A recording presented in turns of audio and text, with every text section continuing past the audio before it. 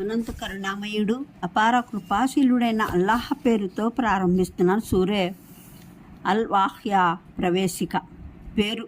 తొలి ఆయట్లోని అల్ వాఖ్యా అనే పదాన్నే ఈ సూరా పేరుగా నిర్ణయించడం జరిగింది. అవతరణ కాలం హజరత్ అబ్దుల్లా బిన్ అబ్బాస్ సూరాల క్రమాన్ని గురించి తెలిపిన దాన్ని బట్టి తొలుత తాహా సూరా అవతరించింది.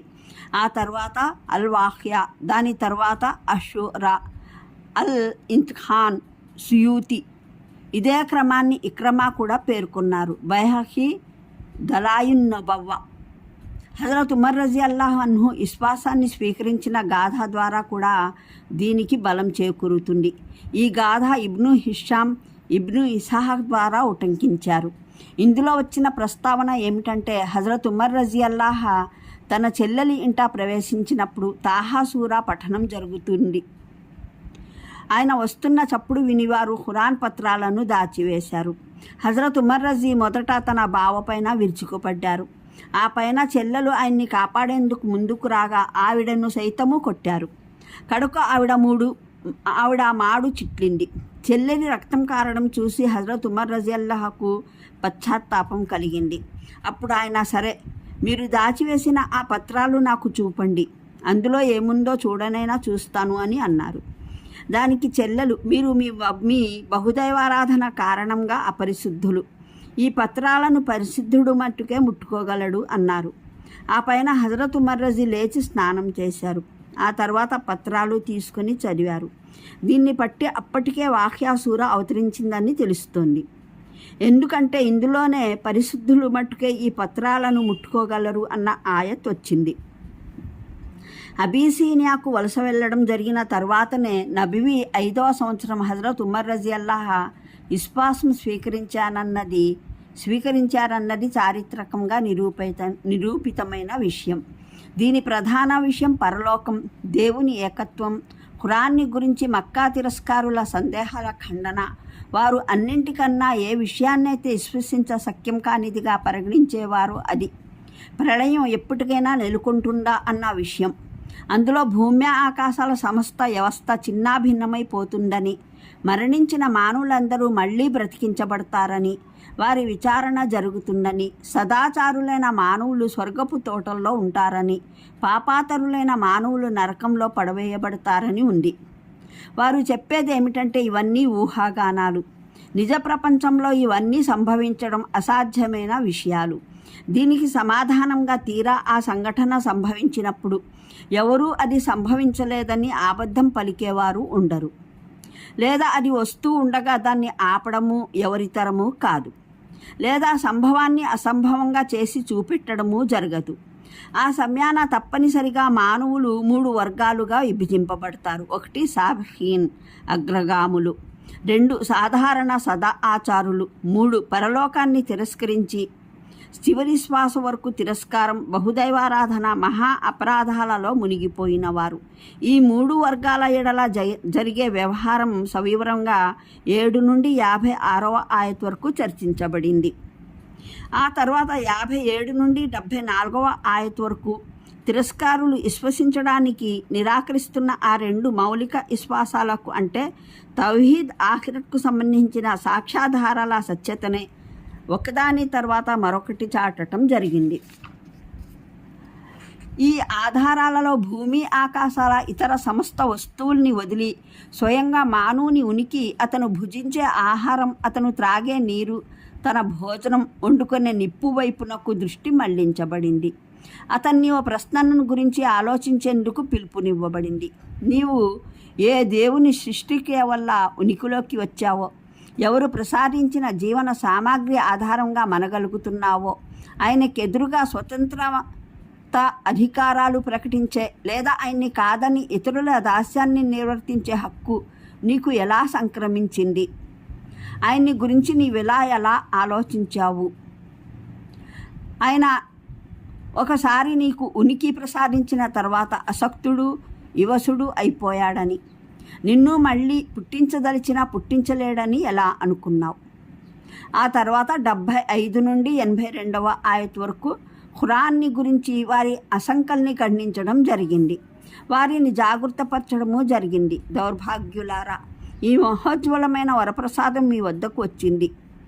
ఈ వరప్రసాదంలో మీ వాటా దీన్ని తిరస్కరించడమేనా? దీని ద్వారా ప్రయోజనం పొందడానికి బదులు దీని పట్ల అశ్రద్ధ కనబరుస్తున్నారు.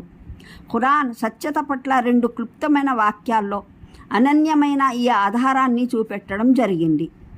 ఈ ఖురాన్ని ఎవరైనా లోతుగా పరిశీలించి దీర్ఘంగా యోచించినట్లయితే ఇస్ప వ్యవస్థలోని నక్షత్రాలు, గ్రహాలు, ఉపగ్రహాల వ్యవస్థ ఏ విధంగా సుస్థిరంగా పటిష్టంగా ఉందో అటువంటి పటిష్టత, సువ్యవస్థ ఖురాన్లోనూ కానగలడు. ఈ ఇస్ప వ్యవస్థను నిర్మించిన వాడే దీని రచయిత అనడానికి ఇదే గట్టి తార్కాణం. ఆ తర్వాత తిరస్కారులకు చెప్పడము జరిగింది. ఈ గ్రంథం సృష్టి రాసుల అందుబాటుకు దూరంగా ఉన్నటువంటి విధి గ్రంథంలో ముద్రితమై ఉంది. దీన్ని మహానీయ ముహమ్మద్ సల్లల్లాహు అలైహి వసల్లం వద్దకు శైతానులు మోసుకు వస్తారని మీరు అనుకుంటున్నారు.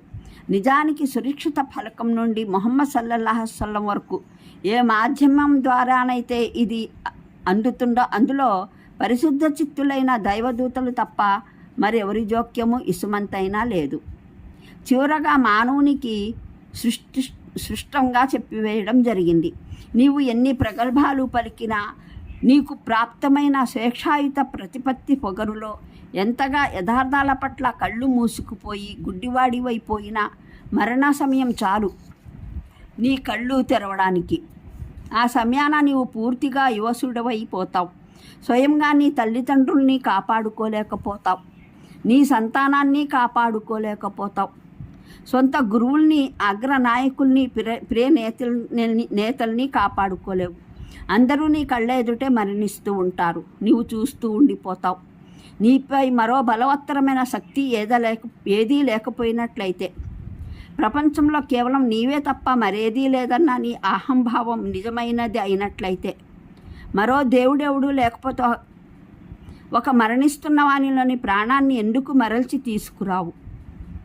ఏ విధంగానైతే ఈ వ్యవహారంలో నీవు యువసుడవో అదేవిధంగా దేవుని విచారణ అయిన విధించే శిక్షా ప్రతిఫలాలను ఆపడము నీ వశంలో లేదు.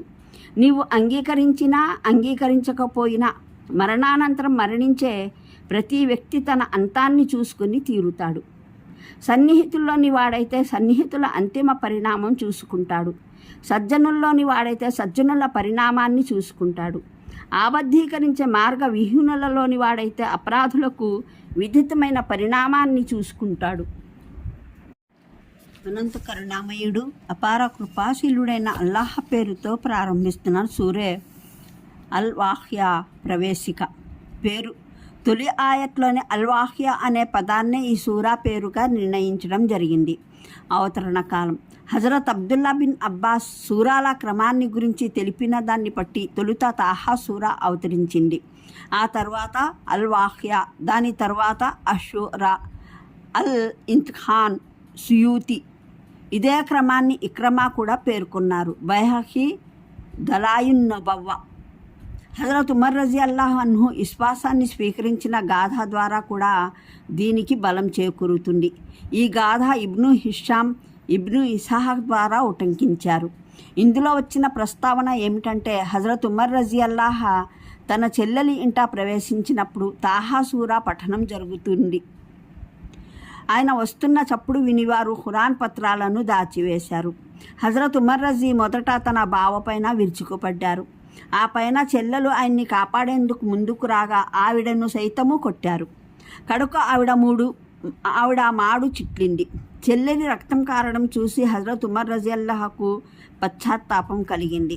అప్పుడు ఆయన, సరే, మీరు దాచివేసిన ఆ పత్రాలు నాకు చూపండి, అందులో ఏముందో చూడనైనా చూస్తాను అని అన్నారు. దానికి చెల్లెలు, మీరు మీ బహుదైవారాధన కారణంగా అపరిశుద్ధులు. ఈ పత్రాలను పరిశుద్ధుడు మట్టుకే ముట్టుకోగలడు అన్నారు. ఆ పైన హజరత్ ఉమర్ రజీ లేచి స్నానం చేశారు. ఆ తర్వాత పత్రాలు తీసుకొని చదివారు. దీన్ని బట్టి అప్పటికే వాఖ్యా సూర అవతరించిందని తెలుస్తోంది. ఎందుకంటే ఇందులోనే పరిశుద్ధులు మట్టుకే ఈ పత్రాలను ముట్టుకోగలరు అన్న ఆయత్ వచ్చింది. అబీసీనియాకు వలస వెళ్ళడం జరిగిన తర్వాతనే నబివి 5వ సంవత్సరం హజరత్ ఉమర్ రజియల్లాహ విశ్వాసం స్వీకరించారన్నది చారిత్రకంగా నిరూపితమైన విషయం. దీని ప్రధాన విషయం పరలోకం, దేవుని ఏకత్వం,